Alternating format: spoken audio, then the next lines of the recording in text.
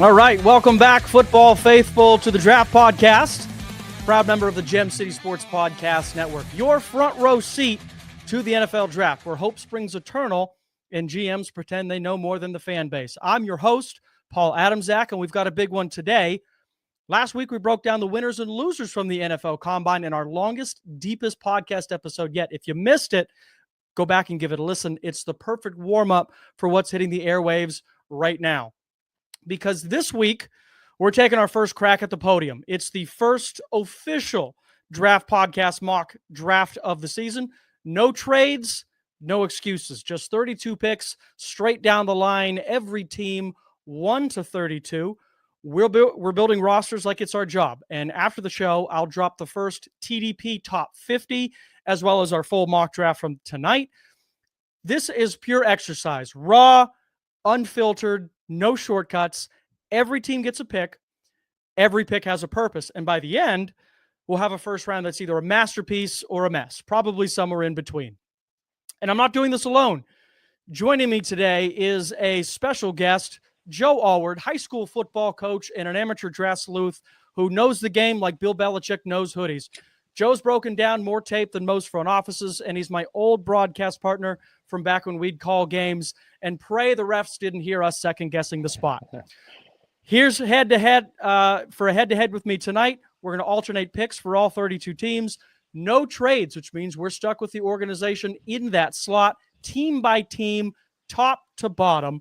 And I'm kicking it off with the number one pick. We could have flipped a coin, but it's my show, so I've decided I'm taking it. Joe gets number 2, and we'll go back and forth from there. But before we dive in, Joe, I've got a question for you. Are you planning to overthink this and take a 5'11" corner with 4.2 speed at number 2, or are you actually going to play it safe for once? Well, you took the power of trading out of my back pocket as, I'm one of those gurus That's that right. love trading back for more picks. But, hey, anything's possible. I love me some speed. I guess we're going to have to wait and see what happens here.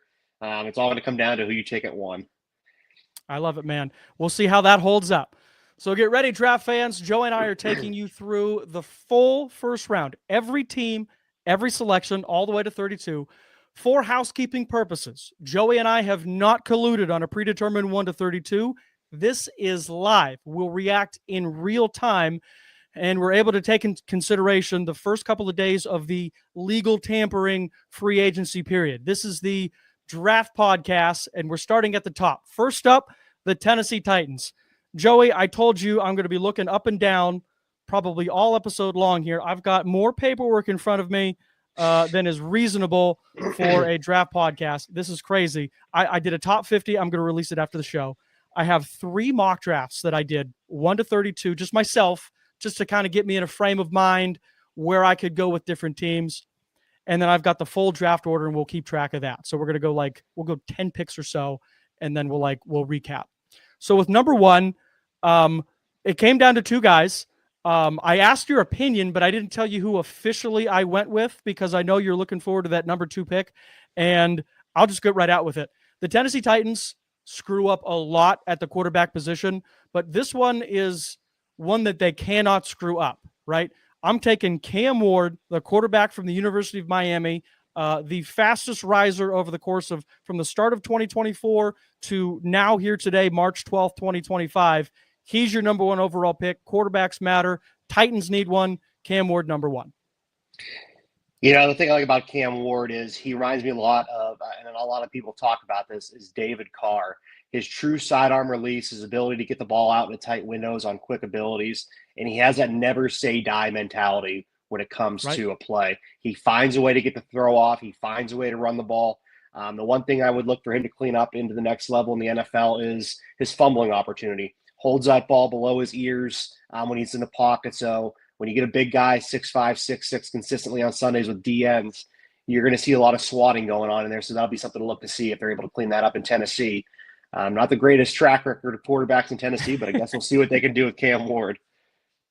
You're right about that. So I think Cam Ward, that's the pick. So that said, Cleveland on the board at number 2. Another team that needs quarterback. I felt that if Cam Ward was there at number 2, Cleveland would have sprinted to the podium to take him.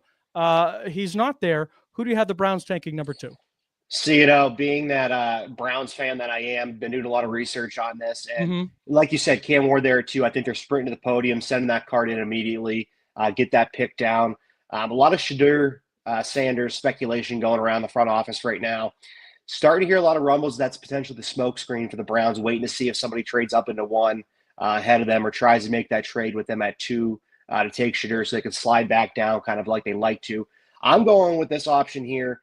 I don't think if you're a Browns fan, you can turn this down. If I'm Jim Schwartz, I'm slamming the table at the draft party with the front office and Andrew Berry to make this pick. I think you have to go Abdul Carter. The ability that this guy has that you can line up on the opposite side of the ball to Myles Garrett on a consistent basis, I think that's going to set up a top 5 defense for years to come. 13 sacks last year, 25 total sacks in his 3-year career, a consistent 90% grade on PFF Sports for what his college numbers look like. I just think he's a tremendous athlete to add to your team. And I'm definitely thinking at this point in time, it's Cleveland going Abdul Carter at 2. Can't say I disagree with you at all. I think Myles Garrett coming back is a boon to the defense, but it doesn't change the pick.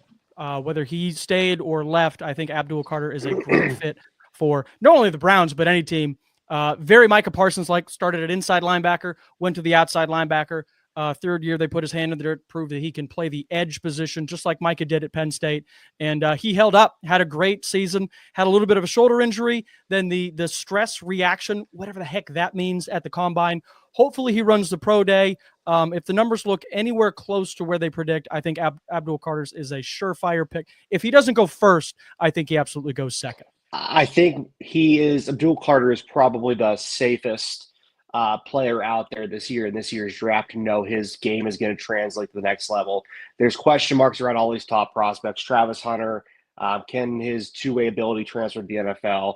McMillan, does he have the speed? So I think Abdul Carter is not that you want to say any pick is safe. It's the NFL draft. It's not. But I think Abdul Carter is the closest thing you can get to the safest pick in this year's draft. I hate to disagree. And the Browns screw up a lot, but I don't think they screw up with Abdul Carter. Which puts me back on the board, Joey. I'm back up with number 3. The New York Giants went 3-14 last season, earning that number 3 pick. A lot of options to go here. You just took my number 1 player off the board in Abdul Carter. Still have Travis Hunter, Mason Graham, Tyler Warren, Ashton Genty sitting there at number 3.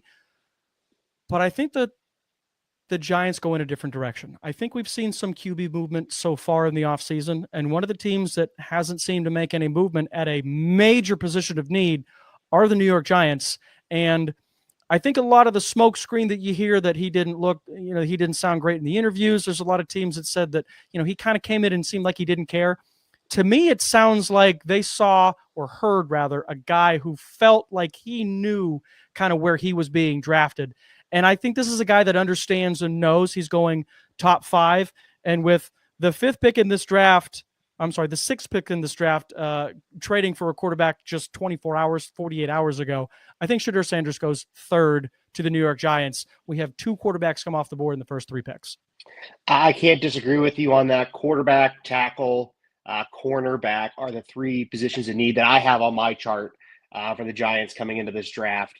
And I think Shadur Sanders, I'm very speculative on him on my own part about what his ability translates to the next level. Definitely something we'll see, but I don't think the Giants can pass up on a quarterback here in that 3rd spot. So we got 2 quarterbacks of the top 3. We get to number 4, the New England Patriots. They can thank Joe Milton for playing that fantastic game at the end of the year that he did. They dropped from the number 1 pick all the way down to number 4. Now, this is a team with a quarterback. They like what they saw from Drake May last year. Hopefully he takes some steps. What do you think the Patriots do at number 4? I think the Patriots with this pick, they need a lot of help. They need a receiver. They need some DB help. They need some running back help. Let's just be honest. They need a lot of help out there. And I don't think they find a lot of defensive, we'll say, help in the last 48 hours. They certainly have, but I think if you're the front office of the New England Patriots and this draft board falls to you the way it has so far, I think passing up, on Travis Hunter would be something you're going to kick yourself in the future. Personally, I think a true wide receiver 1 is the better option for the Patriots in this position. Theoretically, I have Travis Hunter as my number 2 corner and number 2 wide receiver. in their respective position groups. But I think the ability Travis Hunter has, you can't pass it up as a New England Patriots with let's be honest, generational talent like that following you at 4 is kind of one of those things you can't say no to. It's number 2 player in my top 50, still sitting there at number 4. Seems like a no-brainer pick to me as well. And you said it, New England can use help both sides of the ball, specifically the athlete positions. Take the best athlete in the draft. All right, so that leaves me then with the number 5 pick, the Jacksonville Jaguars, 4-13 last year. Top 2 players on my board are gone. Cam Ward is gone. Shadur Sanders is gone. Already the 3 mock drafts that I prepped for us here today already completely haywire. So with that, I'm going to defer to the board. And if I'm the Jags GM, which they just named, like 2 weeks ago, a week and a half ago, I think it's probably safe. Just take the best player available at this point.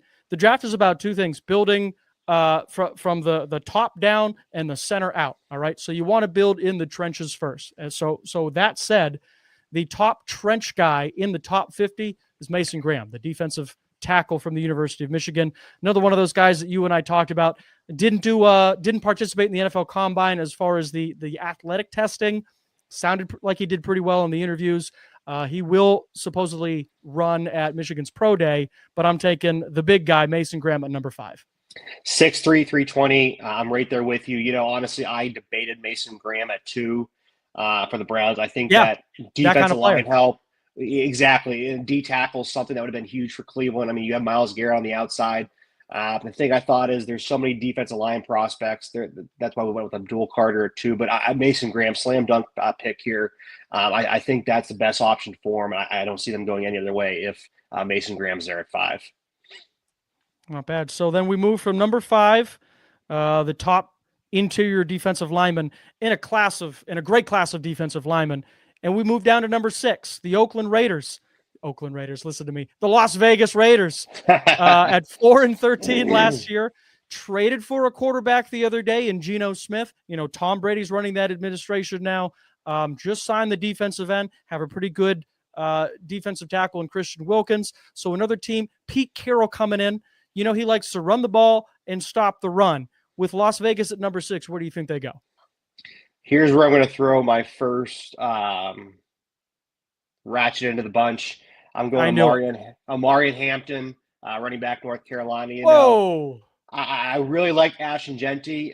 Was watching him a lot coming out of the season, but Hampton, with his size, his physical abilities, his speed, coming in at 6'1", 220, I think he just has everything you need. He's built like an NFL back in measurables, weight, athleticism. His change of direction and explosiveness is impressive for 6'1", 220. And in pass protection is his big thing. He wants to erase people when it comes to pass protection. He takes pride in that ability, and that's something that's hard to find in a 3-down back in the NFL nowadays, is somebody who's not afraid to block and somebody who has that size as a running back in pass protection.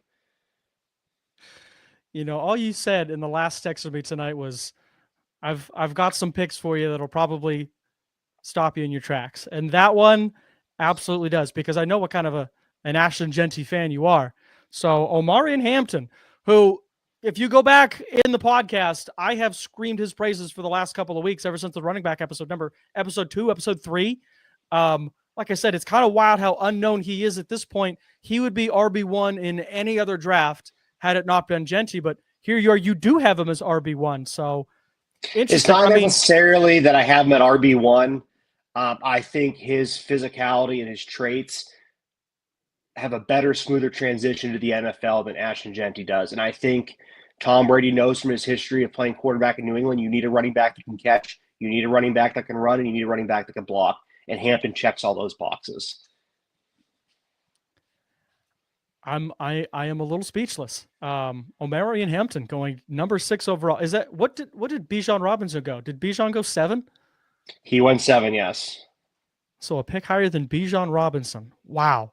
Okay, so that definitely leaves me some options. With some options here at number 7.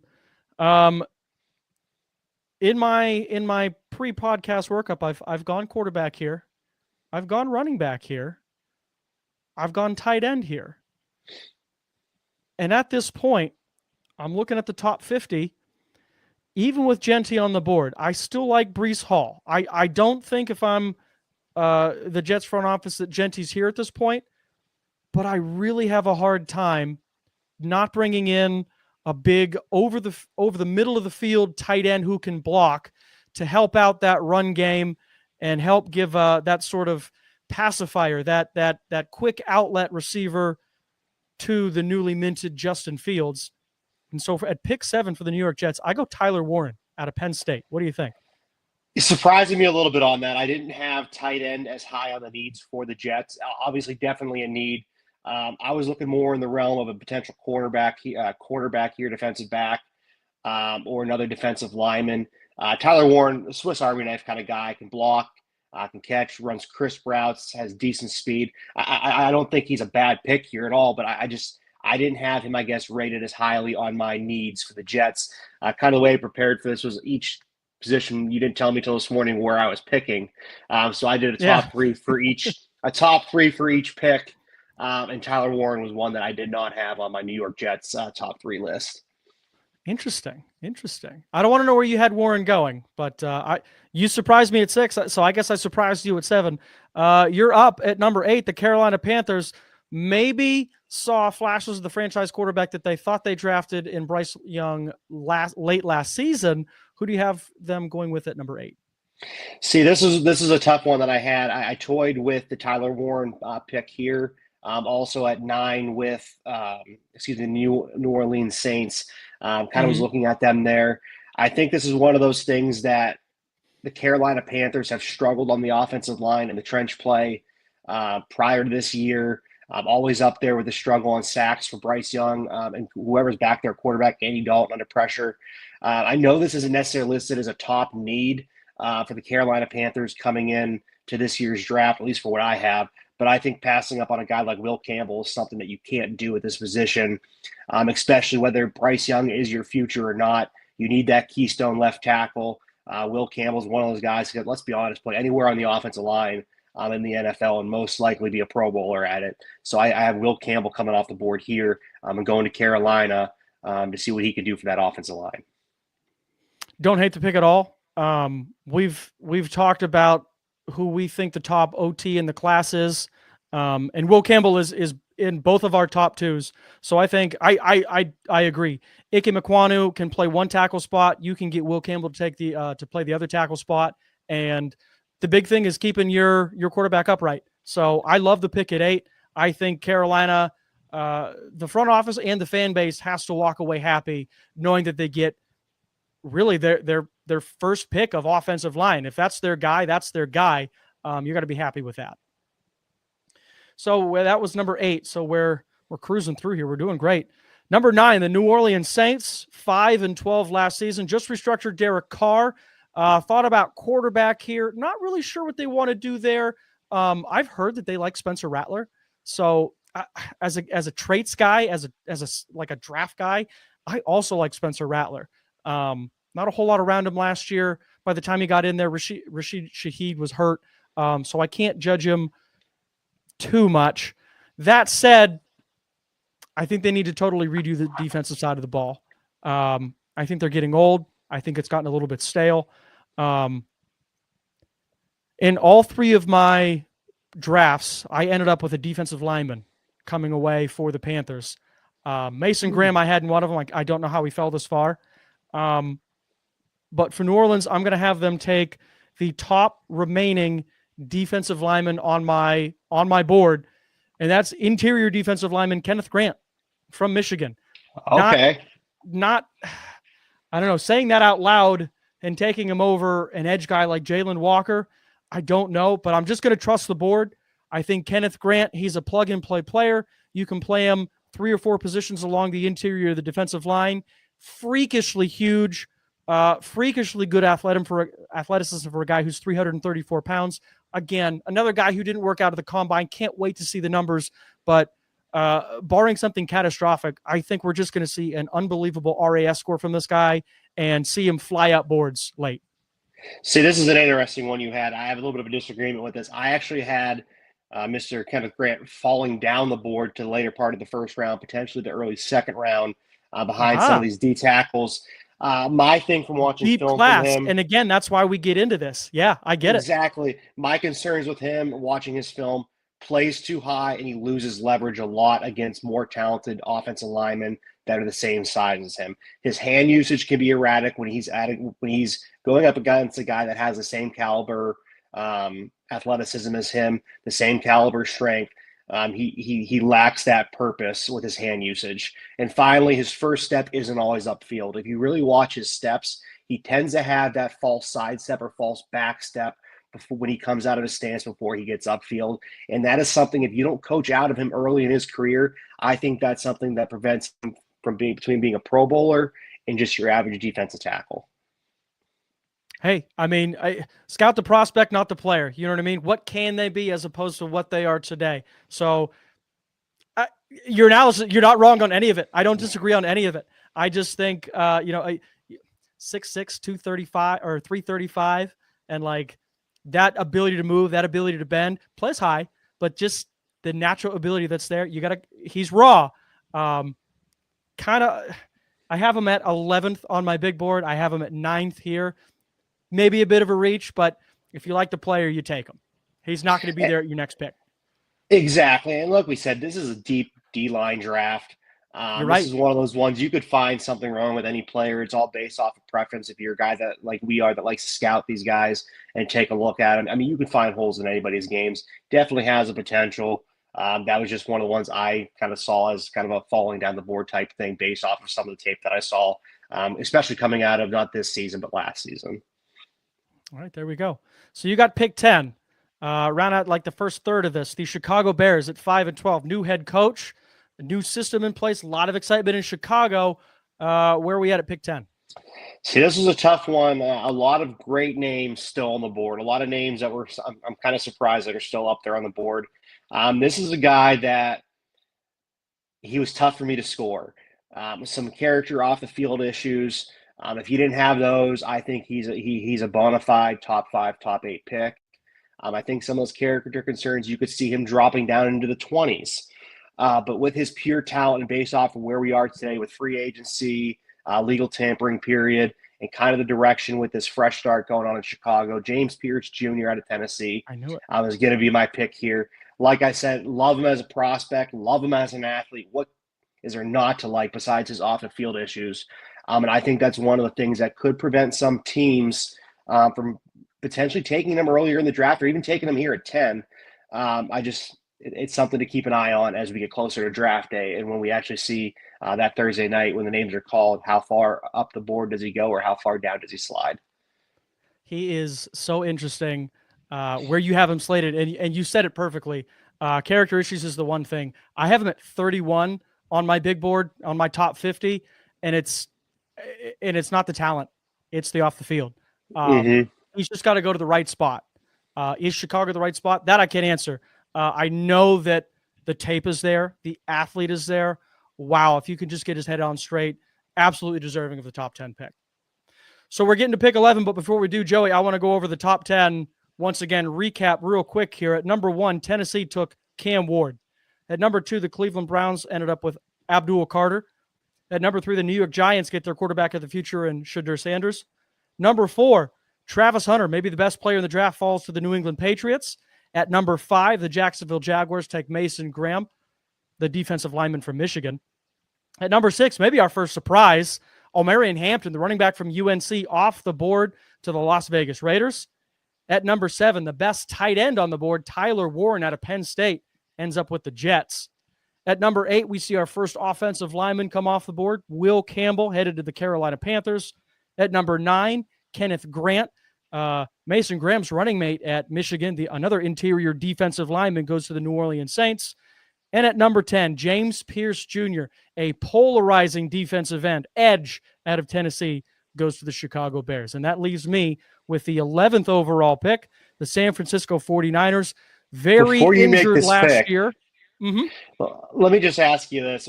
It just clicked in my head while you were going through that top 10. How are you a team like Michigan that has 2 defensive linemen going in the top 10 and you don't make the college football playoff? That didn't really register in my head until right now. I'm not a Michigan fan, by any stretch of the imagination. I'm just going to call it as it is. You know me. I'm not afraid to say things on air that might ruffle some feathers, but let's be honest. Two players in the top 10. We haven't even gotten to Will Johnson yet. So potentially 3 top 10 caliber players in some drafts, and Michigan wasn't able to get to the college football playoff. But that's for another discussion. Just something that clicked in my head when you were kind of going down that top 10 board. Yikes! Like you're not wrong. You're not wrong. Also 2 Penn State guys in that top 10. I don't know if you noticed. Oh yeah. Okay. Big 10, baby. Big 10. That's right. Okay, so 11, San Francisco. I went edge, I went corner, and I went offensive lineman. And at this point, I think the tackles are getting old. I think Trent Williams is still among the best in the league, but maybe he's not your long-term solution. I think if you can bring in a guy who can play guard this year and then perhaps slide out to tackle in the future, a guy with Pro Bowl potential at both sides and maybe the most impressive athlete for his size at the combine, I think Armand Membu from Missouri, the big offensive lineman, makes a lot of sense at 11 for San Francisco. I think that's a phenomenal pick there. Like you said, his size, his ability. This guy is going to be a 10, 15-year vet holding down the fort as a blindside tackle for some quarterback in the future, regardless of obviously he's Brock Purdy now. Who knows what the future holds? The chairs shuffle all the time. It doesn't matter if you've got a good left tackle. Exactly. I think that's a phenomenal pick. I was leaning slightly towards edge defender here, DN, but with the recent Joey Bosa stuff going around, I think that kind of shifts gears a little bit here as we get closer to the draft and they really hone in on that offensive line. I thought edge makes sense. Might still lose Dre Greenlaw, so yeah, like it totally makes sense. I just highest rated player I had in my in the top 50, outside of one other name that's actually still floating around out there. Just highest rated tackle on the board.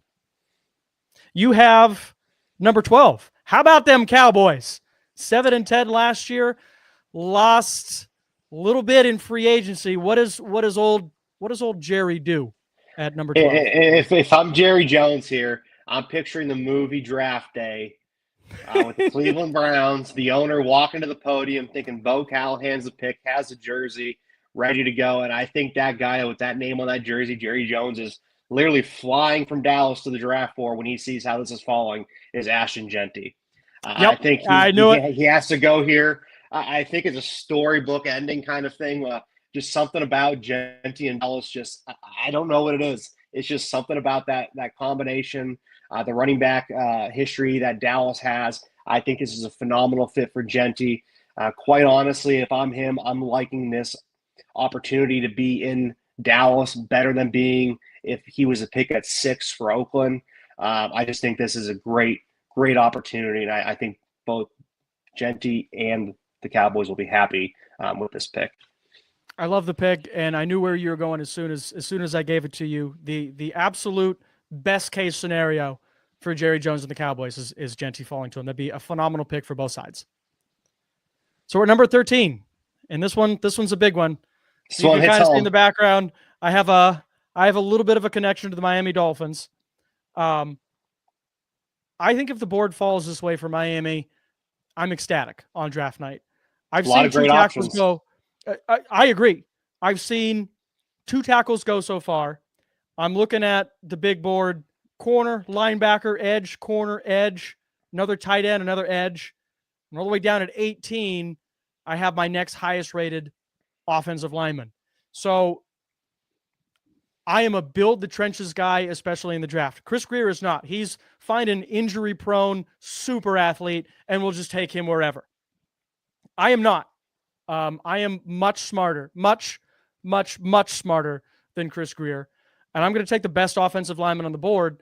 And he just so happens to have position flexibility. I'm taking Kelvin Banks Jr. from the University of Texas. He's 21 years old. This is a 3-year starter. This is a guy who has probably guard length arms, but offensive tackle athleticism everywhere else.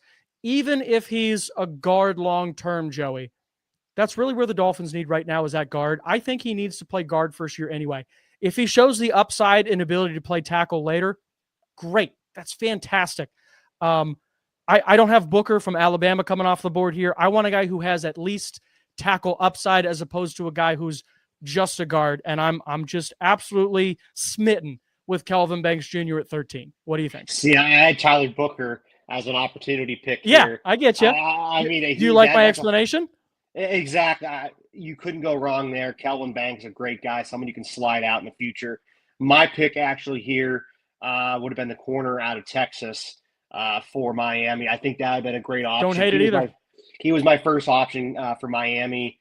Booker was my second. Banks was my third. So that's kind of my top three for Miami as the draft kind of falls this way. But I don't hate any of those three. But as a brutalized, beaten down, broken Dolphins fan, just fix the offensive line, man.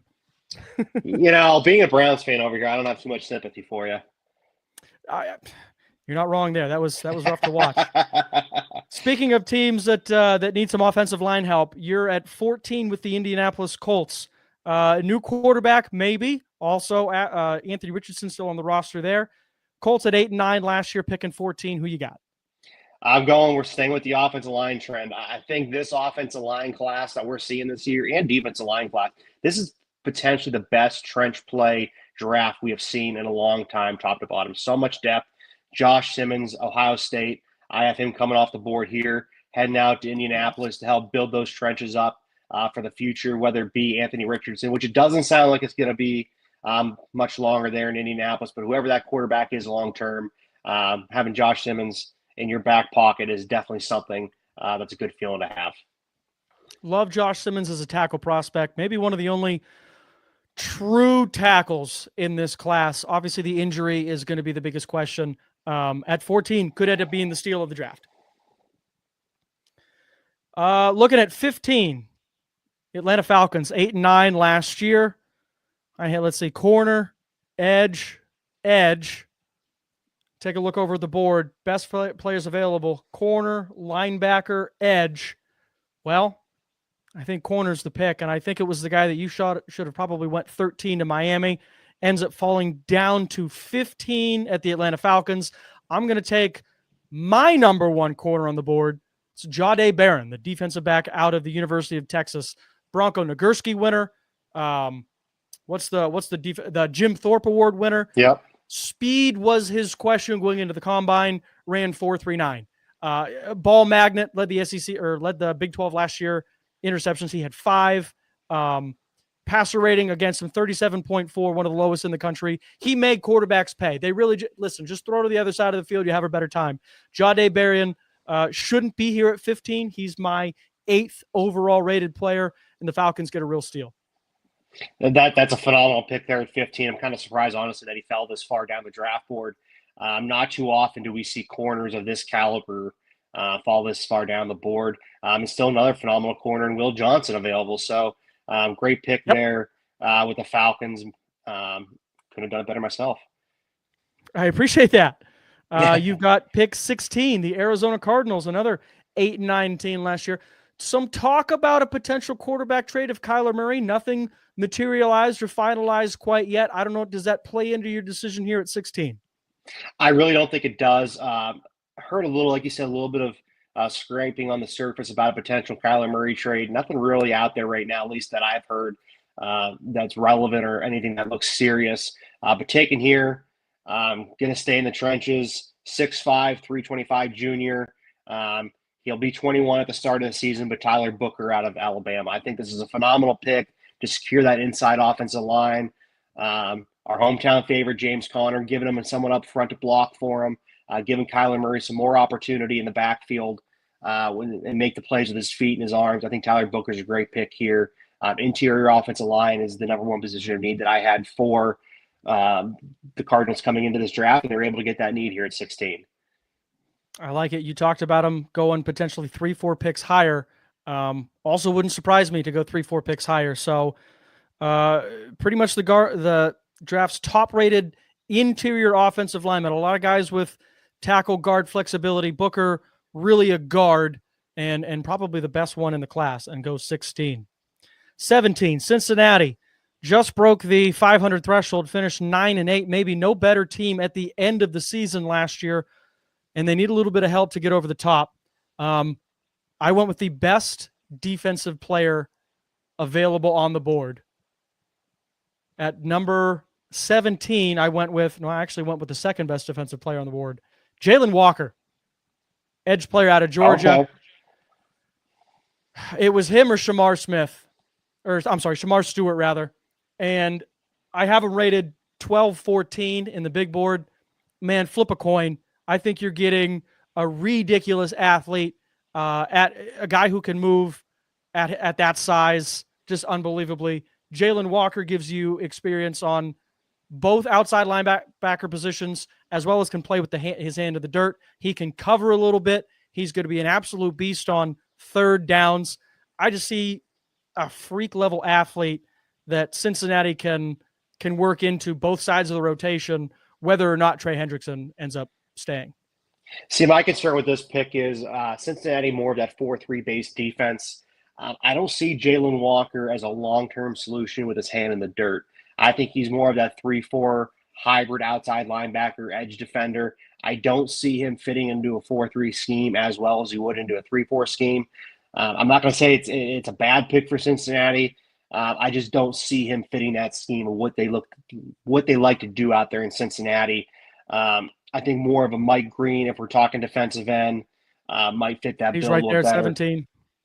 Yep. Like I said, I love Jalen Walker. You and I have talked about him a lot in the past. You know how much I like him. I just don't see him as that 4-3 DN with his hand in the dirt, 3 downs. If you're in a 4-3 defense, I'm honestly saying he's a third down pass rusher. I can't see him being able to set the edge at 6'2", 245 consistently against a run game, especially in that fierce AFC North with great running backs. I don't disagree. I look at 17. I look at a guy like Chop Robinson last year, a guy who probably isn't big enough to set the edge and play in a 4-3, but Miami did it, had 6.5 sacks last year, tied for the lead with rookies, undersized, but sometimes, man, that first step, if you can't match it, it doesn't really matter what that size is. And I think Walker's that kind of athlete. You just, listen, get the guy in the building, we'll find a role for him. We'll build a role for him. Okay, fair enough, right? 18, the Seattle Seahawks signed their quarterback today. They're the big winners, I guess we'll call them, of the Sam Darnold sweepstakes. Got rid of a couple of receivers, though. Is this where we see the first receiver come off the board? No, I actually have my number 10 overall rated player, Jahad Campbell, coming off the board from Alabama here. I think he'd be a great fit out there, the 12th man nation in Seattle.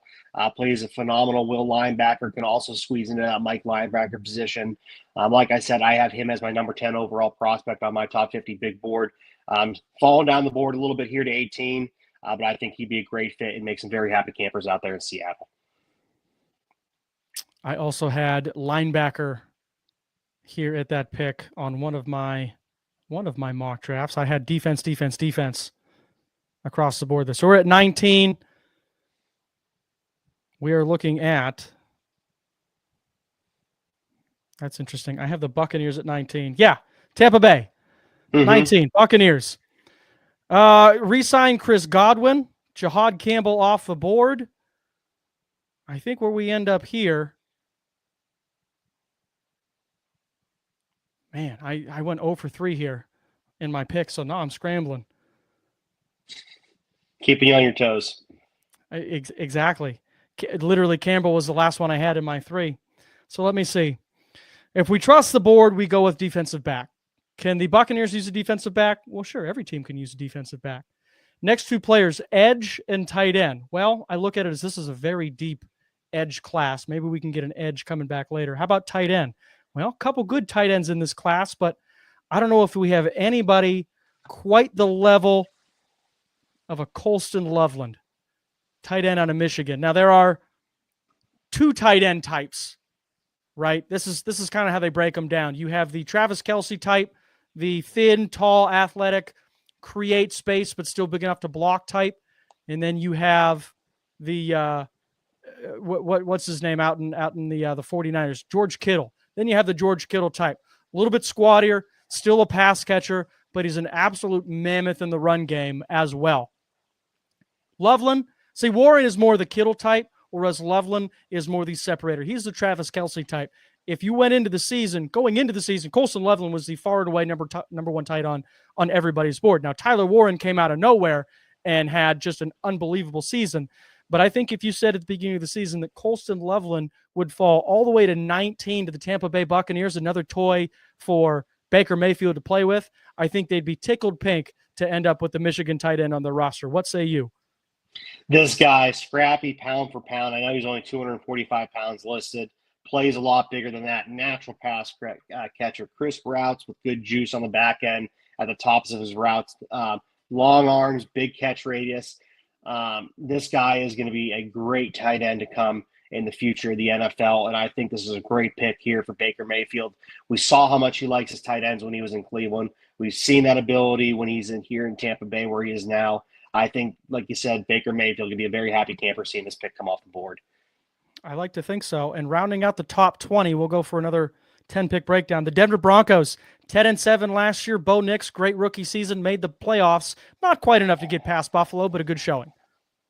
And this is one that's kind of surprising me. I'm number 4 rated player towards my big – well, not number 4, number 6 rated player on my big board. Mr. Big Man McMillan out of Arizona. Always mess up his first name, but I think Bo Nix, giving him that weapon, that big-time threat. I mean, this guy has so much opportunity and ability with his physical giftedness, impressive acceleration for his size, great route running IQ.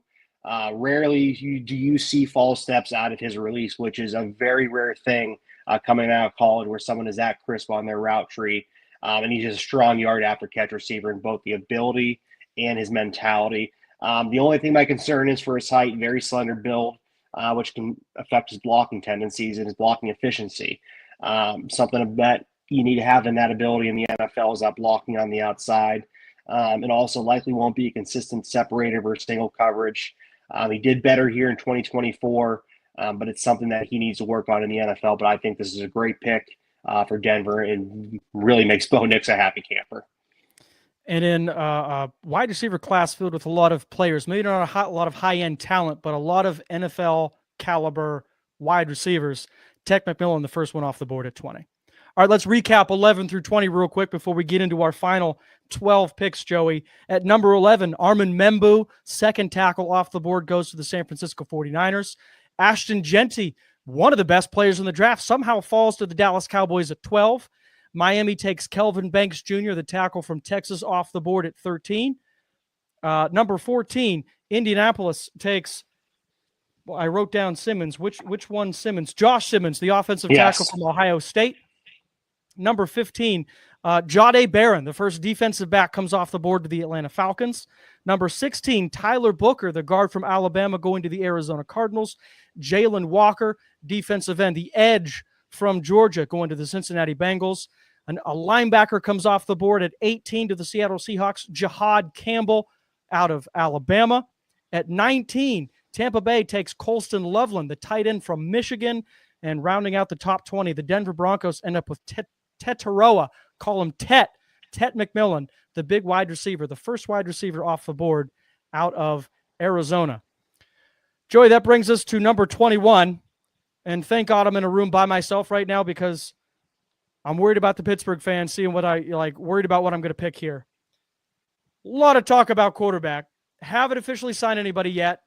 Fields is gone. I'm sure there's a lot of tears being shed, honestly. Russell Wilson not re-signed. I don't expect that to happen. There's talk of Jackson Dart making his way into the first round. And depending on who you listen to, Tyler Shuck, also hearing his name rise up draft boards rapidly as well. Older player, really like one full season of tape, but everything on film looks unbelievable. Do the Steelers take quarterback here at 21? No. They go with the absolute best defensive player on the board, the next absolute superstar on the defensive side of the ball for the Pittsburgh Steelers, Texas A&M edge defender Shamar Stewart. Joey, an RAS score of 10.0. That's perfect. You can't score any higher. He scored athletically in the range of Mario Williams and a guy named Myles Garrett. He and Drake Jackson had the best combine of anyone this year, maybe outside of the safety, Eamon Warey. Shamar Stewart at the Pittsburgh Steelers, pair him up on the other side of TJ Watt, and look out.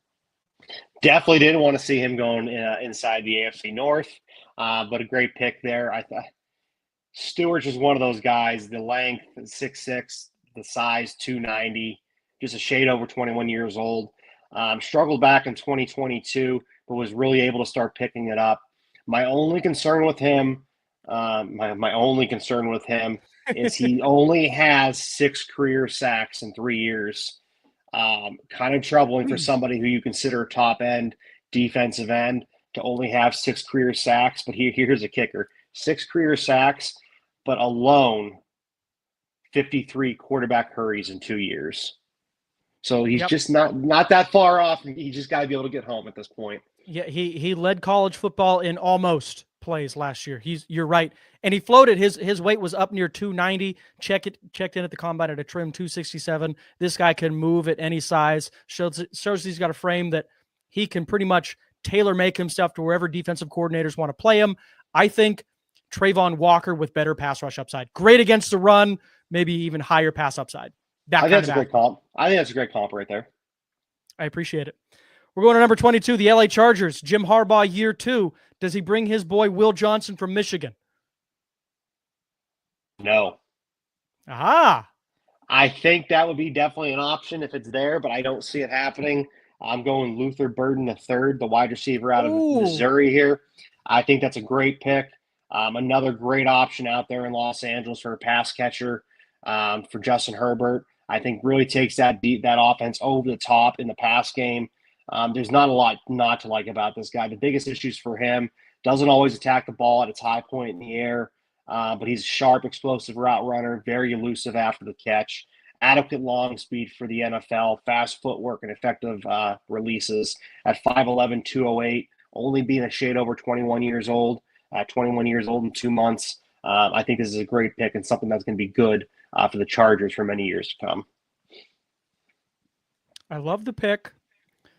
Number one offensive player in his class, high school, coming out 2022. Still very, very young, just turned 21. Had some drops issues, but with the ball in his hands, maybe the best wide receiver in this class. Yeah, absolutely. Writing down my pick right here, and I changed mid-sentence. So here's where I'm going, Joey. Number 23, the Green Bay Packers, playoff team last year. And what happened to them in the playoffs? They were playing season ticket holders at wide receiver. So we've seen now 2 receivers come off the board. Ted McMillan at 20, now Luther Burden at 22. If I'm the Green Bay Packers, I'm sitting there and I'm saying, listen, we need one thing on offense coming up this year. The offensive line is okay. They just signed a starter in free agency. His name escapes me at the moment. I have to apologize. But if Matthew Golden makes it past pick 23, I would be surprised. 4.29 at the combine, weighed in at 194 pounds. He needed to do 2 things. He needed to run a great 40, and he needed to come in at above 185. And he came in over 190, and he ran sub 4.3. He ran 1 rep, and he was out. He didn't even do a second rep. He hit 4.29, and he left the combine Deion Sanders style. Matthew Golden from Texas goes 23 to the Green Bay Packers. This kid has superstar written all over him. And I think him and Jordan Love are going to do great things out there in Green Bay. They do a great job of finding different ways to get the receivers the balls out there with that offense. Like you said, they had season ticket holders playing receiver last year. But I think given that true bona fide wide receiver 1 in Matthew Golden, I wouldn't be happier if I was a Green Bay Packer fan. I love it, man. I appreciate it. Number 24, Minnesota, division rival. Going to be another quarterback in there this year, probably J.J. McCarthy. Minnesota, a game away from winning the divisional last year. They finished 14-3. Where do they go at pick 24? Will Johnson, the cornerback out of Michigan, finally coming off the board. I think with so many talented receivers, especially seeing Matthew Golden coming off the board for a division rival, I think you got to go Will Johnson here. It fits my 4th need that I have for the Vikings. I have running back, guard, defensive line, and corner. Will Johnson, not a slouch to be the 3rd corner coming off the board either. I think any other draft, he could even be the number 1 corner coming off the board. When it comes to fundamentals and football IQ, I actually had him as my CB1 coming into tonight's draft. But, hey, I'll take him at 24 if he falls that far down the board. That's who I had written down at 23 before I realized the Golden was still there. And I said, nope, this has got to be Golden. They need wide receivers. And it makes sense. Minnesota comes back. Brian Flores goes, well, they got some speed. Give me a guy to lock him down on the other side. And we'll see Matthew Golden and Will Johnson go back and forth for the next 5 to 10 years, I hope. All right, so that was 24. We're getting down to it, Joey. Couple picks left. 25, Houston Texans. Let's see. We just went on a run of wide receivers. I believe they picked up a receiver, but they traded a tackle. Let's see. That Laramie Tunsil trade really shocked me. It really did. And I'm looking at the board now. So you took Josh Simmons, and that would have been a great spot. And I think Simmons went a little bit higher than I expected him to. So I'm looking at my boards here. Let me see. Starting to get tough. He's still there, and he's gone. It is tough. But here's what I think they do. Defensive head coach, and you've got a top 15, maybe top 20 talent still hanging out at edge. Got Will Anderson Jr. on one side of the defensive line. What do you do if you're an offensive coordinator and you see Will Anderson on one side and Mike Green screaming off the other edge, Joey? Honestly, I don't know what to do. 23 career sacks in 2 seasons. Small school guy, absolutely dominated the Senior Bowl. He put Josh Connerly on his back, probably a first-round lock until that rep that went viral against Mike Green. Green needed one rep to become an internet sensation, secure himself as a top 25 pick, and he does so here, going 25th overall to the Houston Texans. Love that pick. I've been a Mike Green fan. I know, that's your guy. I saw him probably mid-season start popping up on SportsCenter a little bit here and there. I love the small town, small school kids. Started looking into him, and I just fell in love with him from the beginning. I think he's a great player. Obviously, don't love him enough to take him over Abdul Carter for my Cleveland Browns, but I definitely think he's going to be a perennial Pro Bowler at some point in his career out there in Houston. Making our way through the playoff teams, Joey, we're at 26, so we're getting down to the end of it, the first round. The L.A. Rams maybe solidified the quarterback spot. High picks on the defensive side of the ball. 2 ends had really good ends picked up last year. Where do the Rams go at 26? Oh, this is a tough one. I'm just looking at the board. Edge, safety, defensive line, edge, corner are like the top 6 I have left. Yeah, this is a tough one here. Are they a team that's rebuilding, or are they a team that's reloading and trying to go back to the playoffs? I think they're a team that needs to be rebuilding, but I think in their own mind space that they're a team that's reloading and trying to go towards playoffs, especially with bringing in Devontae Adams to add in with Puka Nacua. I think that's going to be a phenomenal step for them moving forward. In this position, I'm going to have to go. I'm a big fan of him. This is the kind of guy you find a place to play on the field for him, even if it's not a position of need. But Derek Harmon, the D tackle out of Oregon, adding some big guys out there to LA. I think that's something that they definitely can use some help on, is in the trenches on that defensive line. Derek Harmon, the 26th rated player on my big board. He goes 26th to the LA Rams. That's my analysis for you. I've got one interior defensive lineman rated higher, but again, it's kind of all about who you like, who you think fits. 40 defensive linemen invited to the combine this year. That's 40 guys who the NFL thinks can get drafted at the interior defensive line position. Super, super deep position in this draft. And we've seen a couple go already. 27, the Baltimore Ravens. I'm looking down at my pre-draft mocks. Gone, and gone. Baltimore, we know they're a team that likes to play defense. Lamar Jackson, perennial MVP candidate. They've got the running back. Could the wide receiver room use a little help? Yeah, I think so. Could the defensive line rotation use another piece? Yeah, probably so. I'm looking at the top-rated players on my board. Defense, and all the way down at my 30th overall rated player is the next offensive guy. So I think I'm going to go defense here. I've got a guy like Kyle Hamilton back there already, man, in the strong safety position. But I think this is a place where we see the first safety come off the board this year. I talk a big game, and I think a lot of guys have been talking a big game about the combine performance of Nick Eamon-Wari from South Carolina, but that's not where I go here. That's not who I was thinking you were good talking about. Nope, that's not where I go here. I still think you watch the tape over the numbers, and that's why I think Malachi Starks, the safety from Georgia, comes off the board at 27 overall to Baltimore. He just feels like a Raven, doesn't he? He makes all the plays before the play. Isn't a super athlete, though very quick. You see him on film, gets his hand on the ball, does a nice job of ripping the ball out, sticky in coverage, just a high football IQ guy. I hope he tests better at the pro day, but once again, another Raven. He's going to be in the right spot at the right time, a willing tackler, although he's not a great one. And the first safety off the board comes off all the way down at 27. It's crazy to think, but safety is not as luxury of a position as it used to be.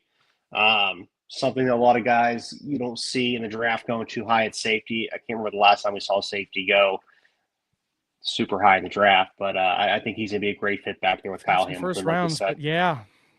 Nothing really high up there. I agree. You're at 28 with the Detroit Lions. Is this another luxury pick, or are they going to have to rebuild a little bit? I'm just looking down the roster as we speak. Offense, just stacked. Just absolutely stacked. Yeah. Don't need much out there. This is a guy that I had on my board. I not to my own horn. I was high on him coming into the combine. I was high on him coming out of the season. A lot of people didn't have him on their radar until recently. I think this is a great fit for Detroit. Something they need on that defense is Maxwell Hairston, the corner out of University of Kentucky. Okay. See, he was going to be one of my sleepers for like 31, 32. But I am not surprised in the slightest that you, Joey, took the fastest player in the combine at one of your selections. I'm surprised he lasted till 28, to be perfectly honest with you. Mad Max in that 4.28, 5'11", a $183, but an absolute dynamo, both on film and then confirmed at the combine. Okay, I'm just writing it down. No, you're good. I'm liking this pick. In order here. I'm interested to see where we're going to go with Washington. I think Washington, the first couple days of free agency, legal tampering period here, have made a lot of moves between that and trades. I think Washington's going to be a force to be reckoned with for years to come. So I'm interested to see where you're going to go with this pick.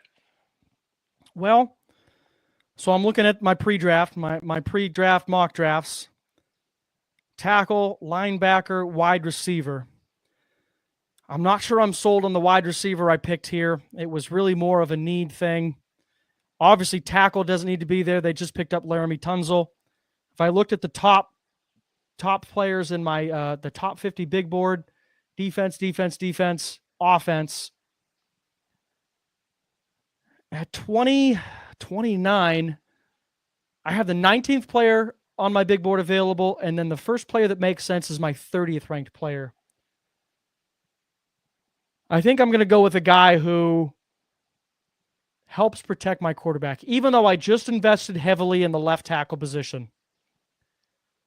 I'm going to make sure that Jaden Daniels doesn't miss a snap of football this season, and I'm going to take the highest remaining offensive player available in my top 50.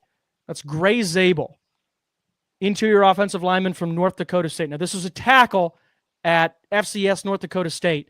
Looked great at the Senior Bowl. They had him take snaps at center just to see if he could do it. He looked great. I think he's going to be an NFL guard, but he's got guard center swing potential.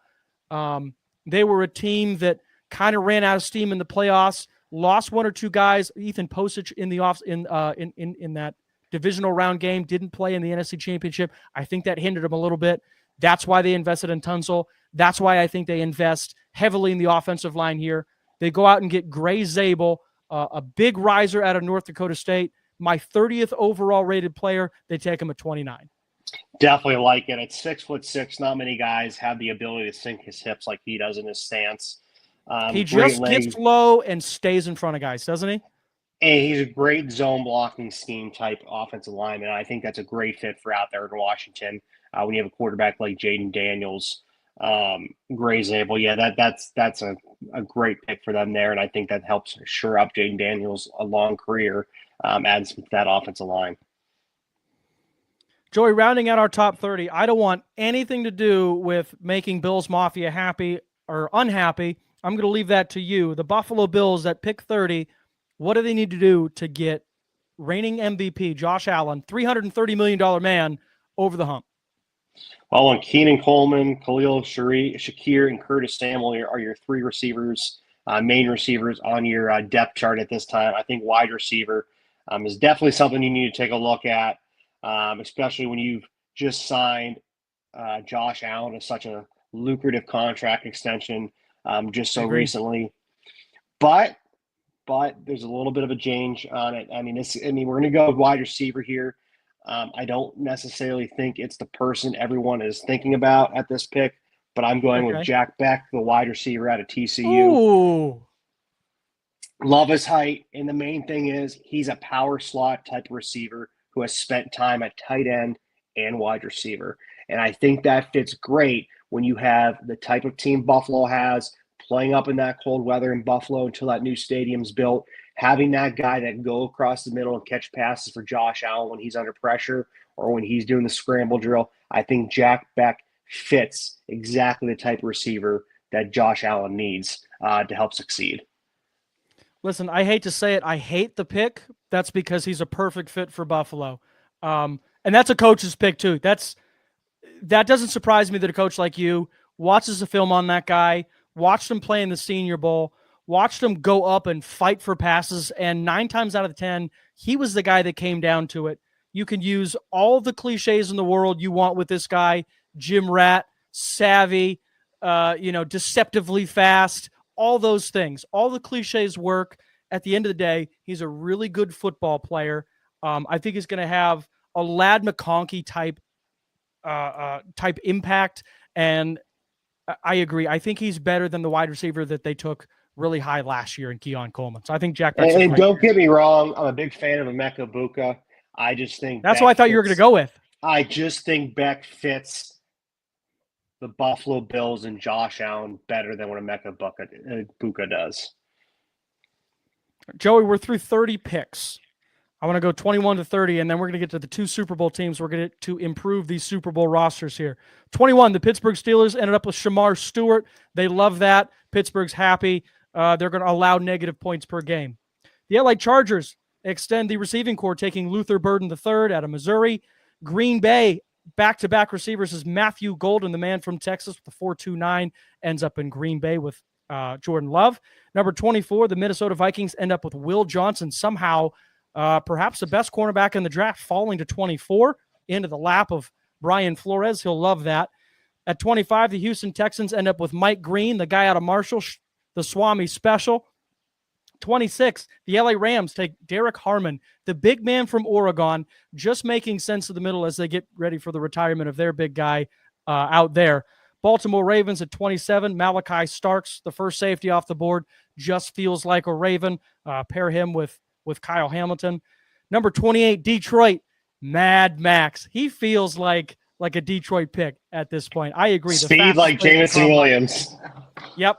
Yeah, I just love it. That's a Dan Campbell pick. That's a man Campbell pick. Yep. 29, Washington takes more offensive line help in Gray Zabel, stabilize things for the franchise quarterback. And at number 30, Jack Beck, wide receiver from TCU, goes to the Buffalo Bills. Joey, I get the Kansas City Chiefs. You get the Philadelphia Eagles. At 31, this is where I was going to take Mad Max. I'm going to be honest with you. But the fact that you took him gives me an opportunity to do something that I think is real fun. I came down to 2 options. I could go with the smart pick, the offensive lineman, or I could go with the fun pick, the guy who I think makes the biggest splash on that team. Who do you think I went with? Biggest splash on the team. Gosh darn right, I went with the biggest splash. Even though Josh Connerly from Oregon is sitting there and could slide into any one of their offensive line positions that are now open, don't you think Quinshon Judkins from Ohio State takes No, that don't do Kansas it City to me. offense. Don't do it Has to me. to be Quinshon. Listen, Pacheco's nice. He runs angry, but he's a number 2 back. All right. He is a complimentary back. Quinshon Judkins is a power complimentary back who has the athletic tools and now the timed speed to become an angry runner in the NFL's most dangerous offense. You know who he reminds me of? Who? A Kareem Hunt in his prime. Yes. A little bit thinner, I think a little bit faster, but that downhill one-cut slasher who finishes with power. And I said it on the last episode. Runs violently, just like Pacheco. That's the kind of guy that they like down there. That's an Andy Reid running back. And I think he is Pacheco plus. I said it last episode. Ohio State had the cash, had the desire to go out and pay for any running back in the country they wanted last year. And they went and spent $2 million on Quinshon Judkins for a reason. Judkins, first-round pick, third running back off the board, 31st overall to Kansas City. Philadelphia. I wanted him. They don't need a running back. I wanted him in Cleveland. I wanted him in Cleveland in the second round. See, that's what I mean. The end of the first round, and things are going to shuffle up. You know, you've got the Philadelphia Eagles to end things out. A lot of players on the board, Joey. Listen. I'm going to go through some guys here real quick. Top-rated player on the board, Michael Williams from Georgia, the edge, 19th overall on the board. Walter Nolan, defensive lineman. I had him higher than Derek Harmon, still on the board. Donovan Ezuraku, the Boston College freak athlete on the edge, still on the board.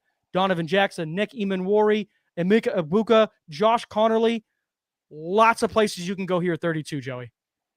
You know, this is a spot where I could see a team trading up into the back half of the first round for a player like Jackson Dart, for a different kind of quarterback.